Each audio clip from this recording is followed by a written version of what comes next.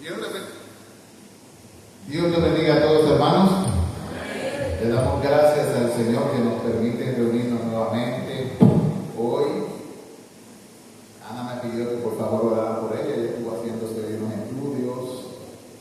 Así que vamos a orar un momentito por ella y por la clase, ¿verdad? Y por todos los hermanos de la congregación. Soberano Señor, te doy gracias porque nos permite congregarnos en tu nombre. Gracias por este tiempo de alabanza, Señor, y de reflexiones y de lectura de tu palabra. Te damos gracias, Señor, por el privilegio que nos da de congregarnos como tu pueblo.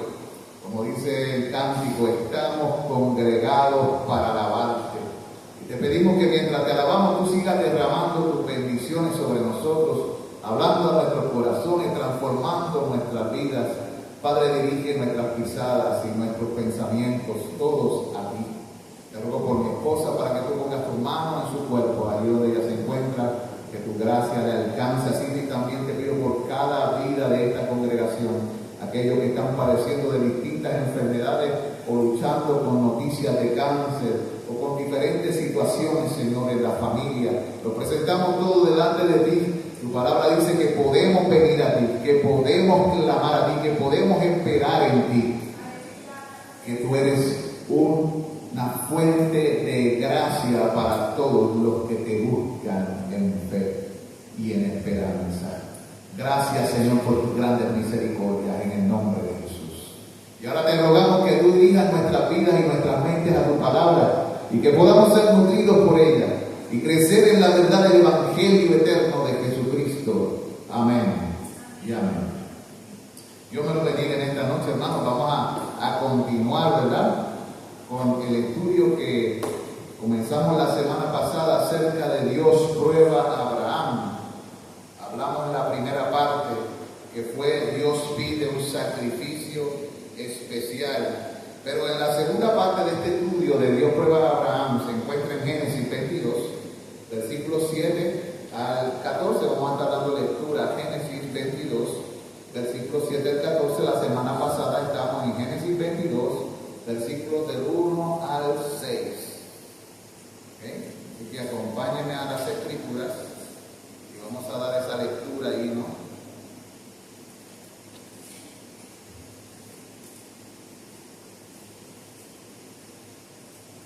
Cuando lo tengan me dicen, lo tengo. Amén. ¿Lo tenemos? Génesis capítulo 22, versículos del 7 al 14. Acuérdense que hemos estado estudiando acerca de una serie llamada El Evangelio Eterno y el propósito es ir a través de toda la Escritura viendo la historia de la redención, la creación, la caída y el rescate del hombre. Y ahí en Génesis 22 la palabra de Dios nos dice en el nombre del Padre, del Hijo y del Espíritu Santo, como sigue. Entonces habló Isaac a Abraham su padre y dijo, Padre mío. Y él respondió, heme aquí, mi hijo. ¿Vieron el énfasis? ¿Hacia dónde se dirigía Abraham? Habíamos dicho, Abraham se dirigía a sacrificar a su hijo. Y su hijo le habló. Y ahí se ve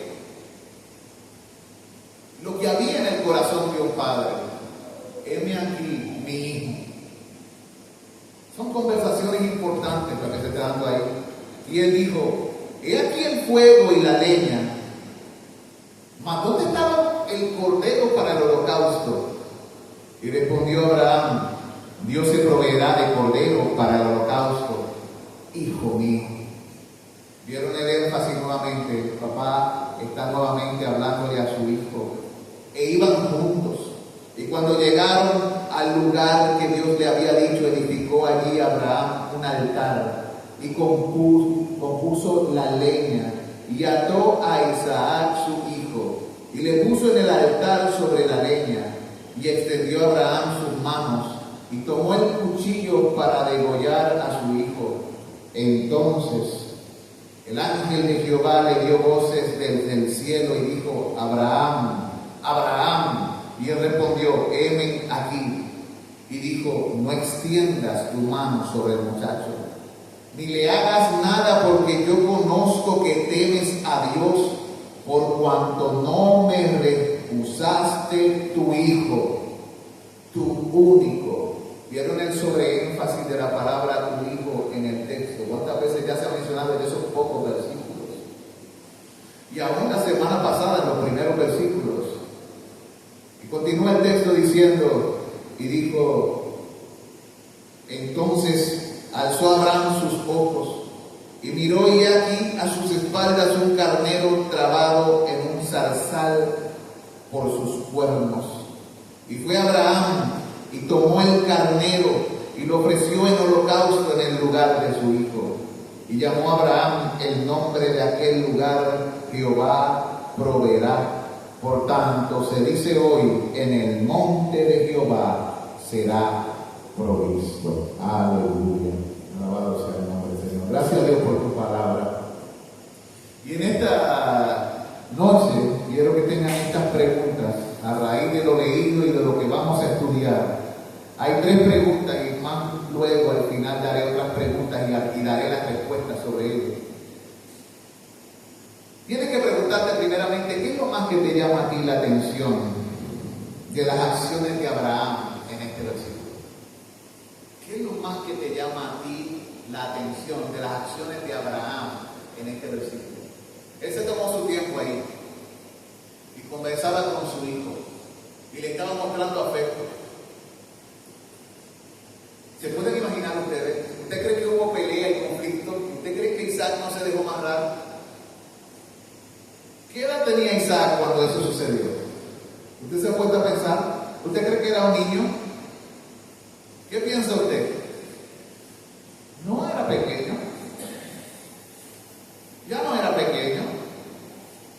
Posiblemente podría tener entre 13 y 17 años. Podía salir corriendo, y ¿qué podría hacer el abuelo? El papá, digo. El papá que era un abuelo. ¿Ah? ¿Vieron la conversación que está sucediendo allí? A veces la gente lo presenta como un niño pequeño en las películas, pero él no era un niño pequeño. Él conversó con su padre, así que pueden imaginarse ustedes a un papá mirando a su hijo mientras lo ata y lo pone tranquilo en la leña y prepara todo con él. Imagínense los pensamientos que están corriendo en la mente de Isaac. La gente a veces lo pone bien romántico, ¿no? Pero lo que estaba sucediendo allí era romántico.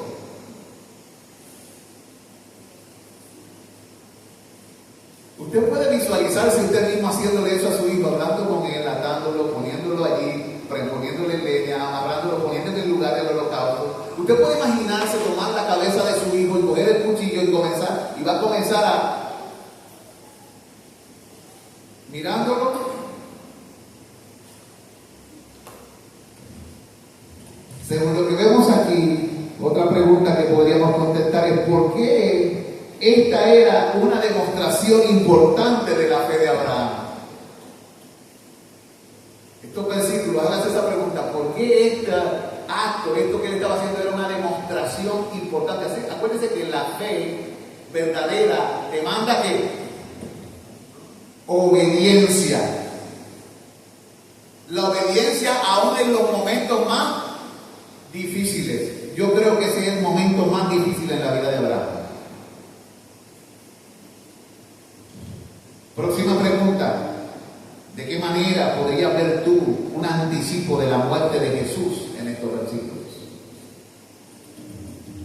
Según lo que vemos aquí, Abraham tenía toda la intención de sacrificar a su hijo.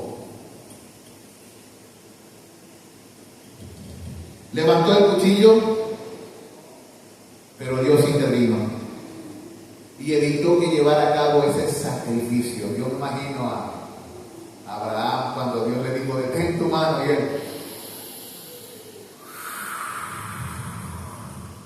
lo suspiró. Yo no sé si hasta lloró el hombre allí. No sé si colapsó en el piso y de momento vio el carnero: vete, tráetelo.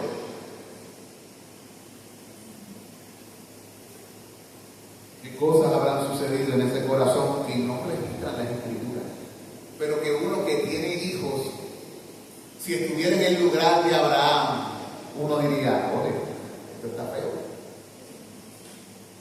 Los sentimientos que pueden aflorar en los corazones de los seres humanos, y habrá que un ser humano como mi corriente, como tú y como yo.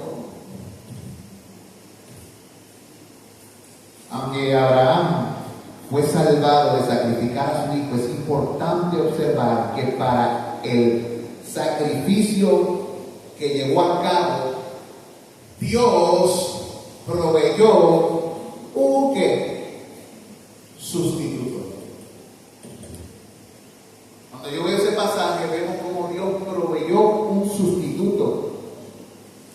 Siglos más tarde, Dios mismo llevaría a su propio hijo cuesta arriba hacia el Calvario, pero esta vez no habría ningún sustituto para el Hijo amado de Dios.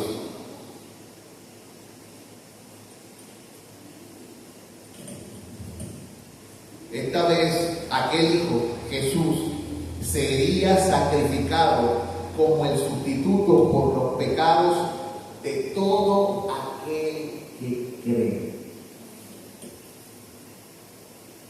Cualquiera que ve la historia de Jesús diría en un momento dado, si no conoce de qué se trata el sacrificio de Cristo y lo que Dios está haciendo en la cruz, deténgalo a alguien que se parezca y lo salve.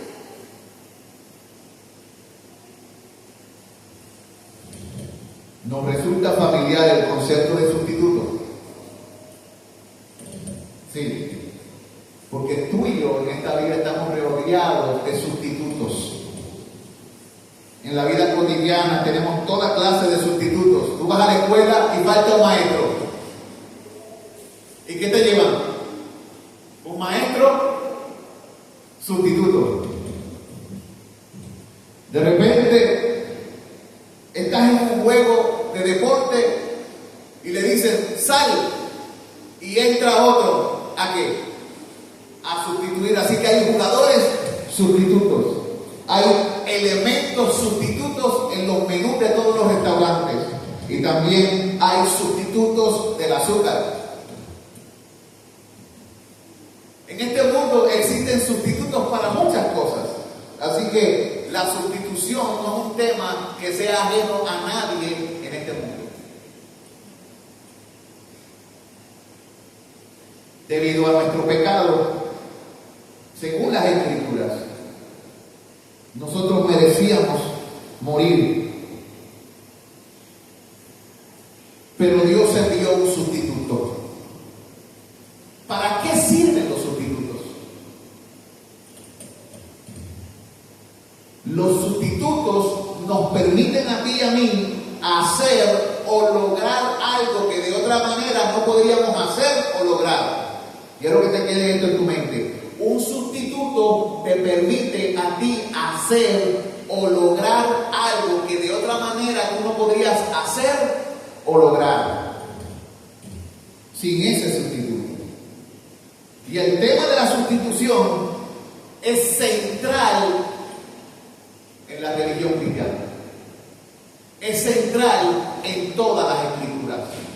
Nosotros predicamos la religión de la sustitución.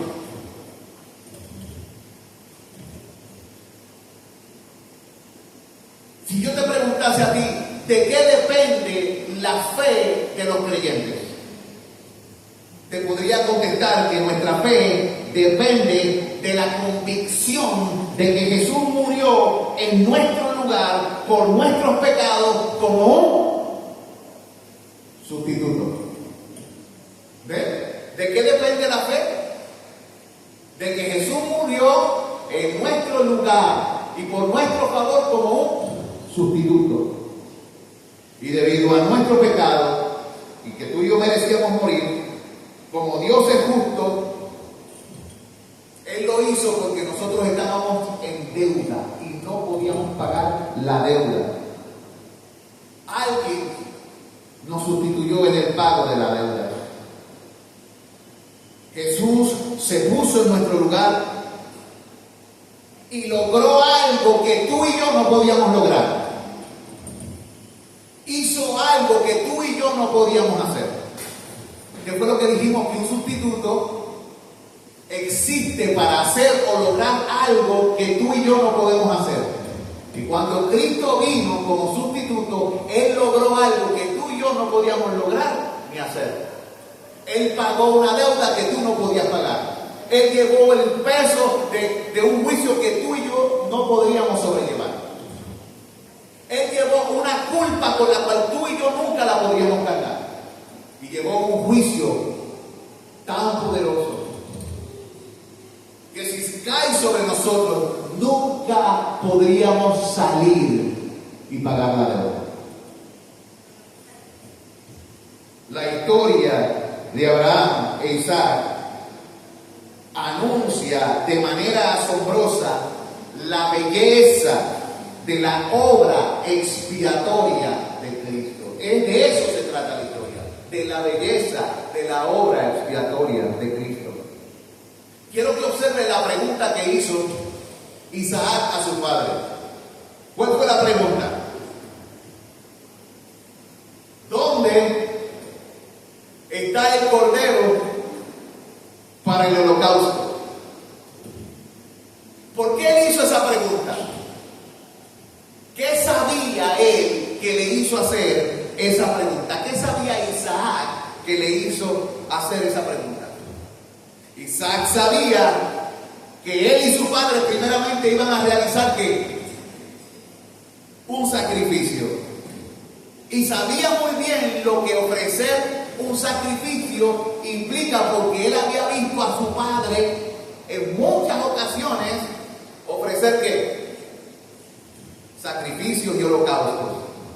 ¿Qué fue lo que vio Isaac? Vio que su padre tenía un cuchillo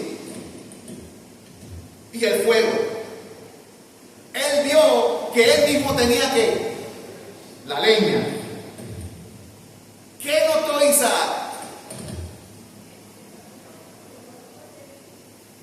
Falta algo. Esto es como Sesame Street.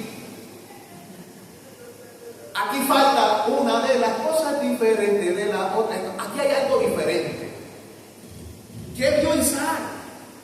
Él vio todo eso. ¿Qué notó? Él notó y pudo darse cuenta que faltaba algo y que lo que faltaba para hacer lo que venían a hacer era muy importante. Porque sin eso, ¿para qué fueron?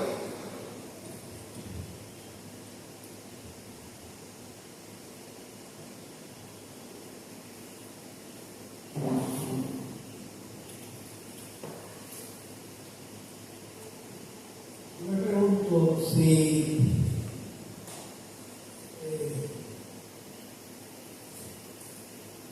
no sé cómo hacer la pregunta, pero Pégatelo más para que se grabe hay con el cambio. personas que piensan que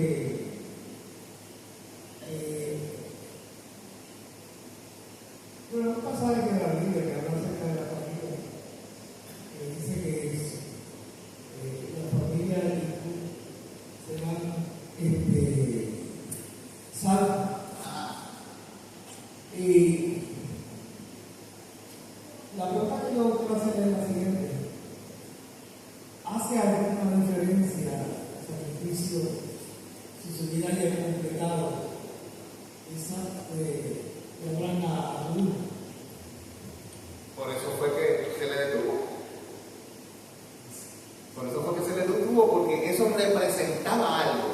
Yo quería traer una enseñanza. Pero nosotros hay una aplicación. Exactamente.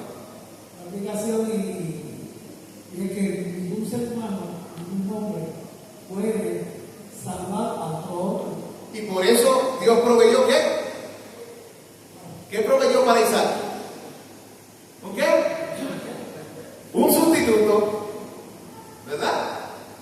De eso se trata. Pero eso tiene una implicación en el sentido de lo que muchas veces la persona piensa, como ese pasaje que dije, tú y tu casa, eso sería en otro contexto, no un contexto de que el hecho de que uno en la familia, o papá, o mamá sea cristiano, pues ellos pueden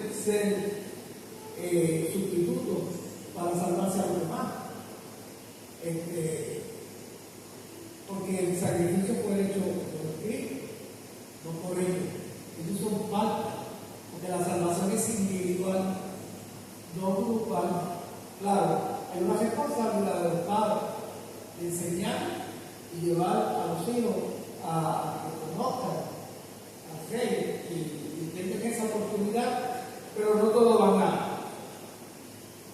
a ser salvos.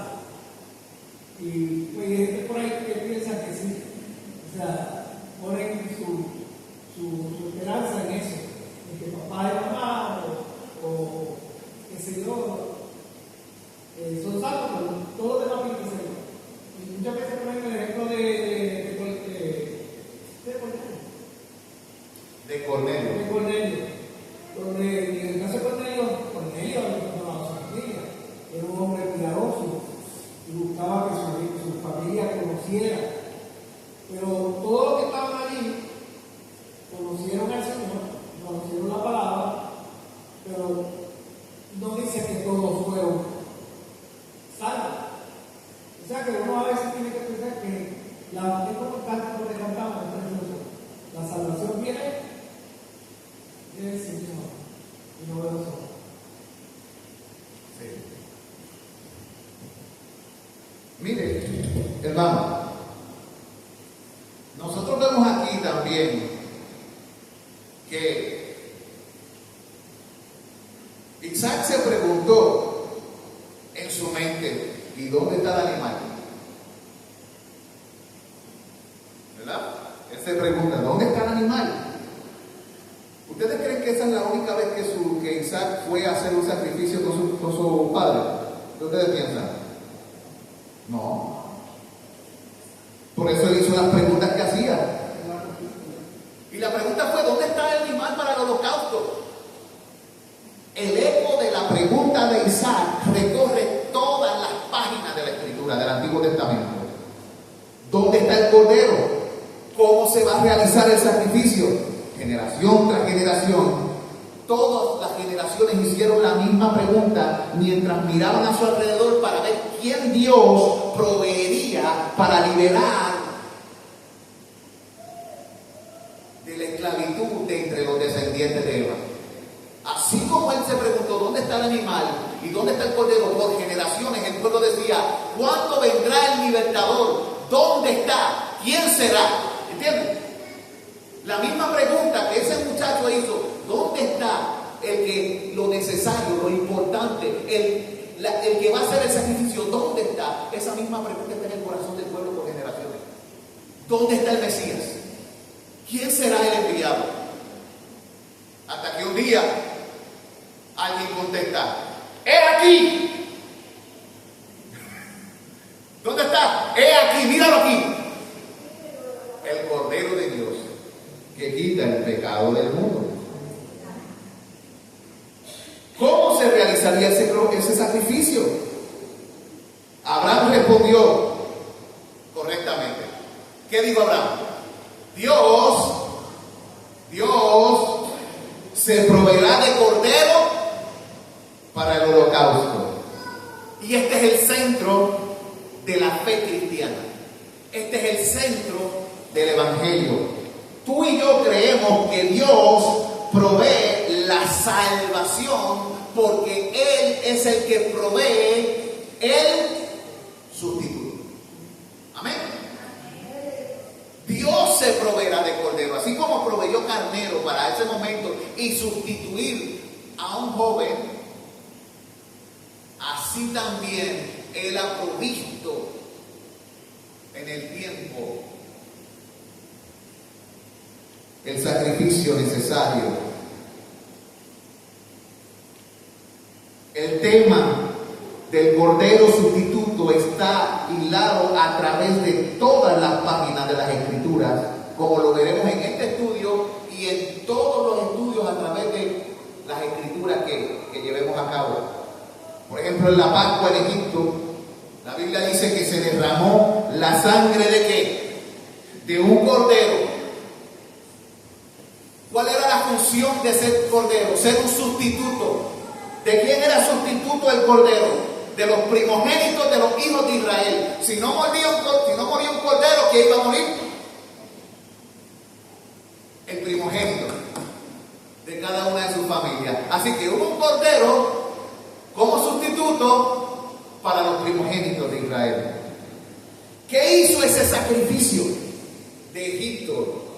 Ese sacrificio hizo que el destructor pasara por alto los hogares cubiertos con sangre del Cordero sustituto y que no hubiese en ese lugar plaga de mortandad, o sea, que no hubiese, que la muerte no visitara ese hogar, porque la muerte ya visitó ¿a quién? Al Cordero. Si la muerte visita al Cordero, ya no tenía que visitar al primogénito del hogar. ¿Entienden? ¿Qué requería el sistema de sacrificios establecido en las Escrituras? Cuando vemos el sistema de sacrificio establecido por Dios, ¿qué requería? El sistema requería que el pueblo de Dios matara animales cuando alguien pecaba contra Dios o contra otro. ¿Nota eso? Alguien tenía que morir cuando alguien pecaba contra Dios. Alguien tenía que morir cuando alguien pecaba contra su propio. Porque a imagen de Dios era hecho ¿quién? El hombre. ¿Están captando esto? Alguien tiene que pagar. Alguien tiene que morir, porque la paga del pecado es muerte.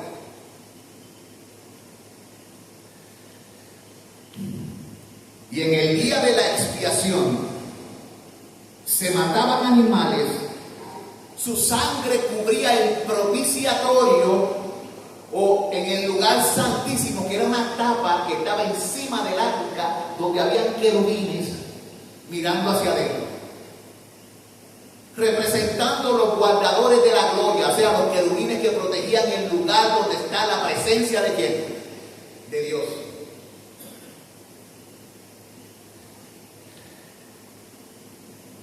Y el propósito era cubrir los pecados de la persona durante ese año. Se derramaba sangre para cubrir los pecados de la persona, y esa tapa estaba sobre el arca donde había ¿qué? La ley, la vara y los panes, que representan ¿qué? La legislación, ¿verdad?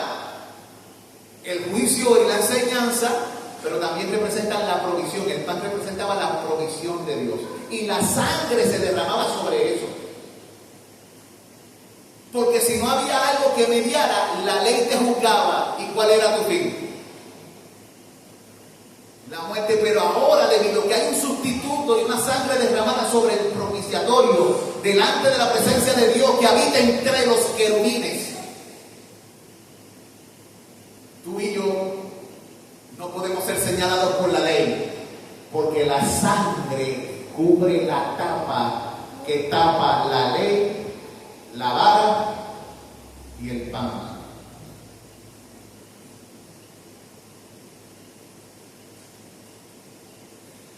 Todas estas historias ¿qué señalan?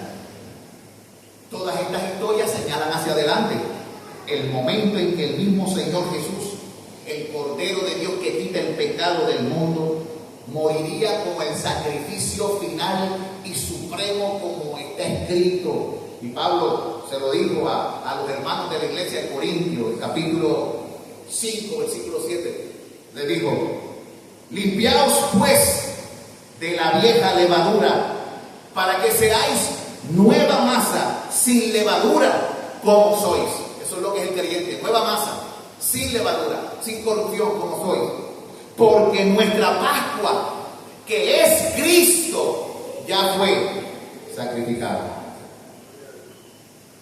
Él llevó nuestro pecado y nosotros estamos limpios. Así lo dicen las Escrituras. Así que Dios hizo ¿qué? Provisión. Él dio a su Hijo unigénito como sustituto para todos. Para todo aquel que cree. Todavía la gente por ahí predica la salvación universal. No. Jesucristo no murió por todos en general. Murió por todo aquel que cree. Porque de tal manera amó Dios al mundo que dio a su Hijo unigénito, para que todo aquel que cree no se pierda, mas tenga vida eterna. La costumbre era poner la mano sobre la cabeza del cordero mientras se le cortaba el cuello para derramar la sangre y luego se usaba esa sangre para derramarlo sobre el lugar. Y esa vida representaba, era sustituta de mí para saldar la deuda. Pues nosotros cada vez que creemos, eso es lo que estamos haciendo. Nosotros estamos poniendo nuestra mirada en Jesús y nuestra mano sobre la cabeza del Cordero. Y que su sacrificio en nuestra vida. Él muere para que tú vivas. Ahora, en Génesis 22 se nos muestra un sustituto para Isaac. El sustituto era un carnero, ¿verdad? Así como Isaac, el hijo dispuesto para ser sacrificado, alude a quién? A Jesús. O sea, señala un tipo de Cristo, el Hijo de Dios, que subió la montaña llevando el madero y fue expuesto por nosotros. El carnero también es un tipo de ¿qué? De Jesús como nuestro sustituto. ¿Ves? Dos roles distintos, uno para el sacrificio, uno como sustituto. Hay otro que es para enviarlo al desierto, representa también a Jesús. Porque Él salió fuera del campo de lamento llevando nuestra vergüenza.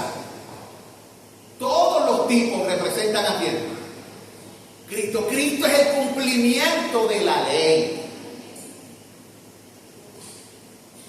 El Nuevo Testamento enseña que la ley y los profetas señalan a Jesucristo. Jesucristo, cuando hablaba de la ley y los profetas, ellos dijeron: Moisés escribió de mí.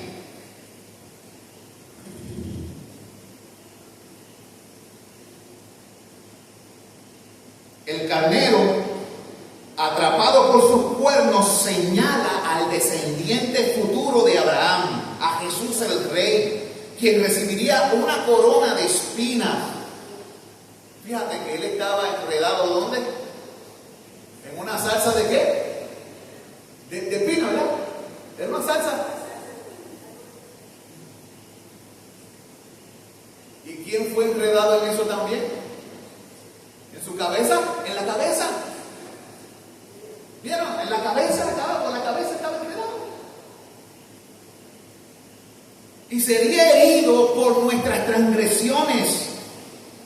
La palabra transgresión es el quebrantamiento de la ley. Es el traspaso de los linderos o límites puestos por Dios. Cuando alguien quebranta la ley es que alguien traspasa los límites. Alguien se desvía del propósito, pero también alguien que dice: este es el límite, y lo reta. Abraham tenía razón. El Señor proveería un sacrificio sustituto. Así lo hizo en aquel día, en aquella montaña, Moria. Un día que parecía un día de tristeza. Un día donde fue expuesto a posiblemente hacer algo muy fuerte. Muchos años después, el Señor proveyó un sacrificio sustituto por el pecado en el monte Calvario, como está escrito en el libro de Hebreos 10, versículo 5, Hebreos 10, versículo 5, por lo cual entrando al mundo dice: sacrificio y ofrenda no quisiste, mas me preparaste cuerpo. Hablando del cuerpo de qué? De nuestro Señor Jesucristo. Pregunta, aquí está el meollo del asunto. Pregunta preguntativa. ¿Por qué la fe requiere obediencia? Yo lo voy a contestar, pero dígame usted, ¿por qué la fe requiere obediencia?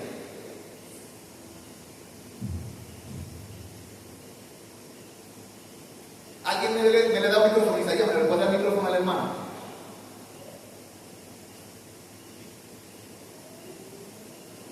Vamos a ver. No, está bien. Aquí estamos para aprender, no se preocupe. Sin fe es imposible agradar a Dios. Porque sin fe es imposible agradar a Dios, es una realidad. ¿Alguien más puede decirme por qué la fe requiere obediencia? Sabemos que sin fe no se puede agradar a Dios, pero ¿por qué? Es imposible agradar a Dios, pero ¿por qué es imposible agradar a Dios sin fe?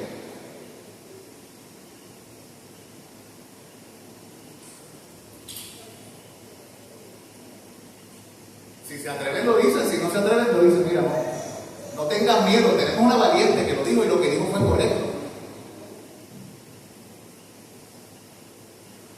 Mire, la fe requiere obediencia porque es la prueba práctica y el fruto genuino de creer en Dios. Escuche bien, la fe requiere obediencia porque la obediencia es la prueba práctica y el fruto genuino de creer en Dios. Si una persona no practica ni da fruto, ¿cómo puede decir que tiene que? Fe. Eso fue lo que hizo Jesús. Que al llegue ese maní, que no se haga mi voluntad, sino El hermano dice que eso fue lo que dijo Jesús: no se haga mi voluntad sino la tuya. Así que más que una simple creencia intelectual, la fe bíblica implica confianza activa. Escuche bien, la fe bíblica implica confianza activa. La obediencia demuestra tres cosas: demuestra amor,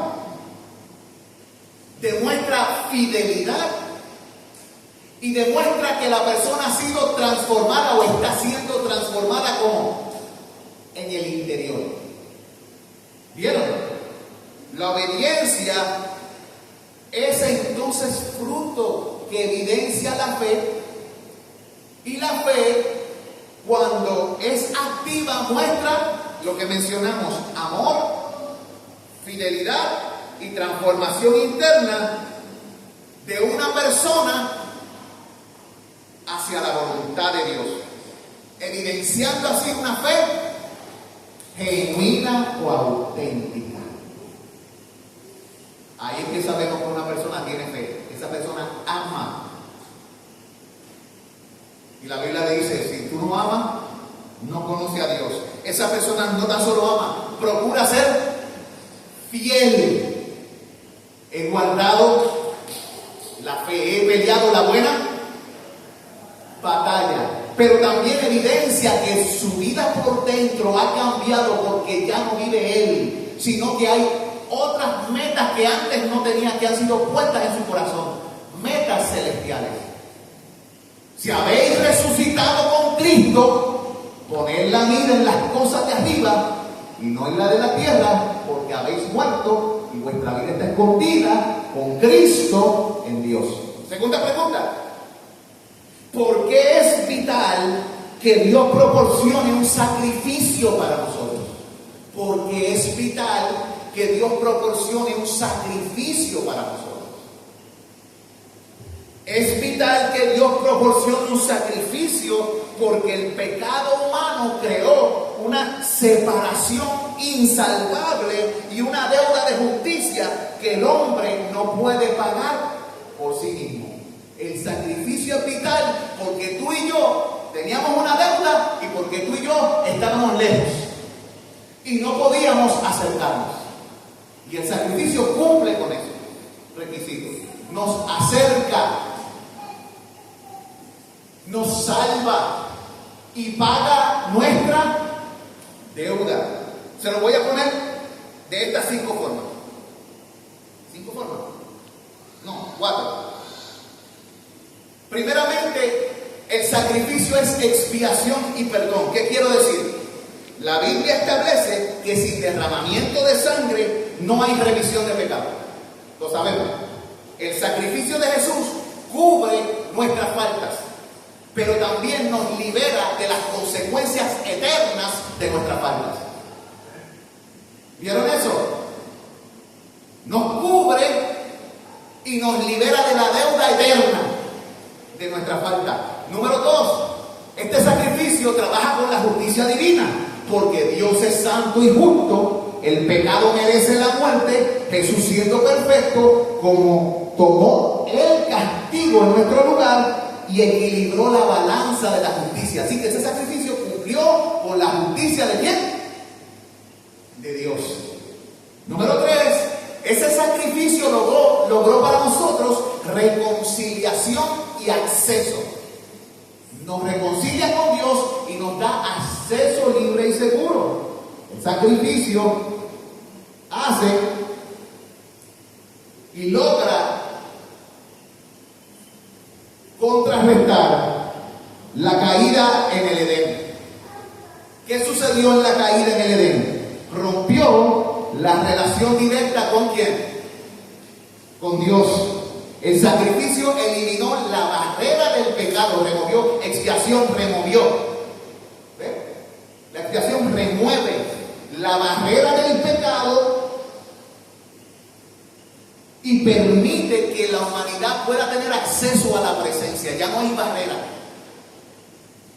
Ya no hay barrera. El pecado ha sido quitado del medio y ahora se llama a todo hombre a arrepentirse y acercarse. Y el que se acerque y crea, o sea, el que se arrepienta y crea, ¿qué va a recibir? Vida eterna, perdón, acceso, liberación, ¿ve? Reconciliación. ¿Qué otra cosa provee ese sacrificio que es vital? Ese sacrificio nos habla de amor y de gracia, de favor inmerecido. El sacrificio demuestra el amor de Dios y proporciona una solución para que el ser humano nunca pierda la esperanza.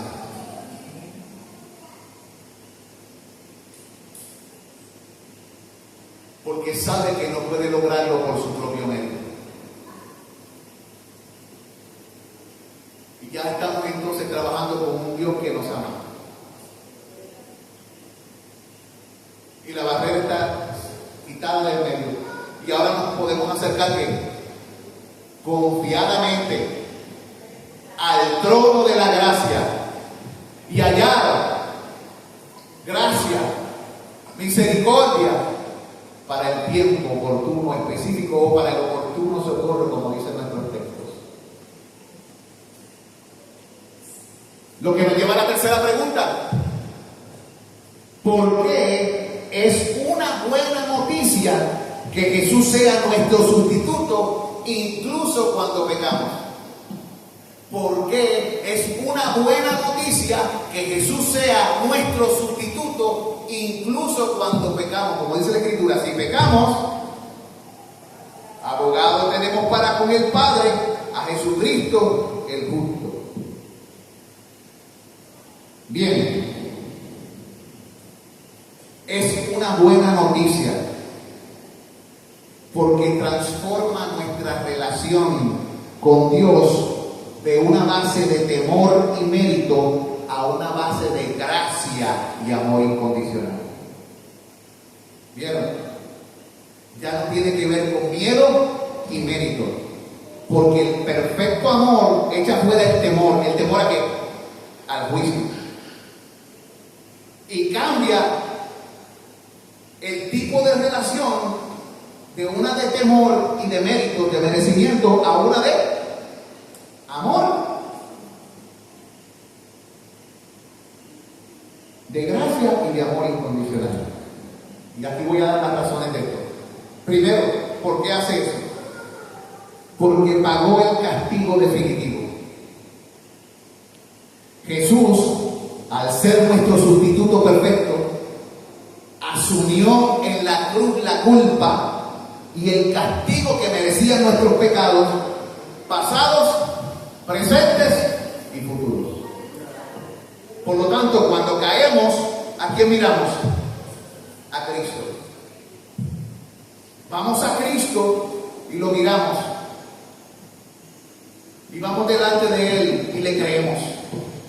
y le pedimos perdón, porque Él es el precio que pagó por nuestro pecado y por nuestra culpa.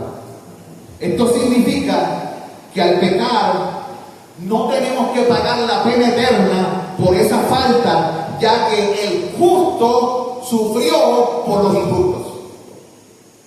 Eso es lo que significa. Tú y yo ya no tenemos que pagar. Así que ya no servimos por miedo a ser condenados, sino que servimos por amor porque fuimos salvados.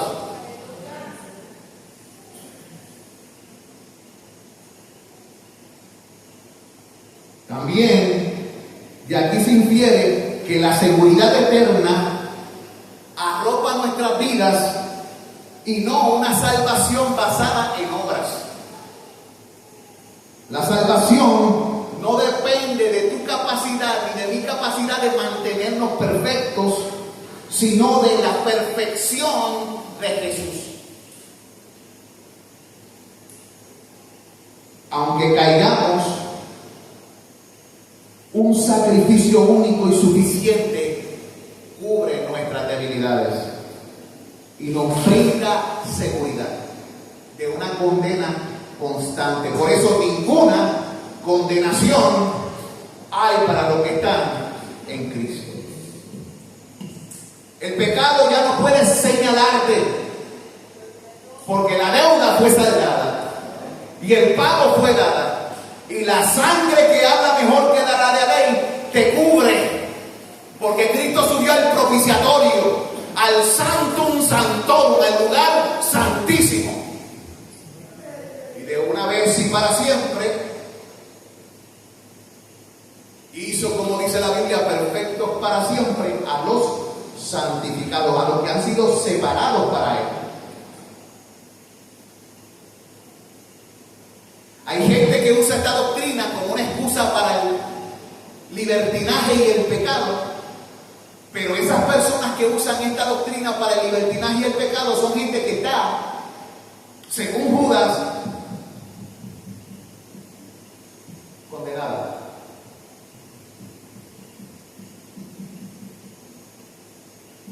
Porque los que hemos sido liberados de esto, ¿cómo permaneceremos en aquello para lo cual Cristo vino? Liberarnos. ¿Entiendes? Bueno, no, que no era por obra, no es por obra, pero esa persona está demostrando que no le importa el sacrificio, que su corazón no ha sido transformado, que no le importa la fidelidad y tampoco le importa el perdón. Una persona que usa la gracia como una excusa para vivir una vida libertina, haciendo como bien le parece, no ha experimentado perdón ni transformación ninguna, porque ¿de qué lo salvó Cristo entonces? ¿De qué te salvó? Hay gente, no, Cristo me salvó porque yo pasé al frente y dije que confesé bien, pero entonces toda tu vida muestra como evidencia que no ha sido transformado. Tiene que haber alguna evidencia. ¿Y cuáles son las evidencias? Amor, ¿verdad? Lo mencionamos aquí, las evidencias. Reconciliación incondicional con Dios. Al ser Jesús quien cubre nuestra deuda, somos reconciliados con Dios, somos hechos justos a sus ojos, no por nuestros esfuerzos, sino por la fe en Él. El pecado nos aleja, pero la sustitución de Cristo nos permite volver a Dios. Nos acerca. Nos otorga su justicia. No solo Jesús llevó nuestro pecado, sino que la Biblia dice que también transfiere nuestra justicia, como lo dice en 2 Corintios 5:21. Dios lo hizo pecado por nosotros, para que nosotros fuésemos hechos justicia de Dios en Él. Elimina el temor a la ira divina. ¿Por qué? Porque Jesús actuó como nuestro sustituto penal, tomando nuestro lugar bajo el juicio de Dios. Y al creer en Él, recibimos el perdón que la ira que merecíamos. Recibimos el perdón de la ira que merecíamos porque otro cargó con ello, Jesucristo. Y finalmente, ofrece esperanza y restauración. Es una buena noticia que Jesús sea nuestro sustituto cuando pecamos, porque nos ofrece esperanza y restauración. Esta noticia no es una licencia para pecar, sino el motor de la verdadera conversión. es saber que somos perdonados, que podemos arrepentirnos sinceramente, que podemos encontrar sanidad en Él, que podemos encontrar en Él fuerza para cambiar, y que debido a lo que Él hizo no tenemos que estar paralizados por el temor. Ya no somos esclavos del temor porque somos hijos de Dios. Amén. En resumen, es buena noticia porque significa que Dios nos ama incondicionalmente y que la obra de Jesús es lo suficientemente grande como para cubrir nuestras faltas cuando confiamos a Él nuestras vidas. Fíjate entonces en el Señor de todo tu corazón. Amén. Gracias, Señor. Y ahora te ruego, Dios, que bendigas al hermano encargado de la segunda parte de las oraciones y lo uses. Y que también escuches el clamor de tu pueblo. Gracias, Señor, porque tú eres Dios que responde. Porque tú eres Dios en quien podemos confiar. Porque tú muestras en tu palabra lo que hiciste por medio del sustituto. Que tú estás con nosotros. Que tú provees. Y que si tú estás con nosotros, ¿quién contra nosotros? A ti sea la gloria en el nombre de Jesús. Amén y amén. Y ahora dejamos al hermano Luis Flores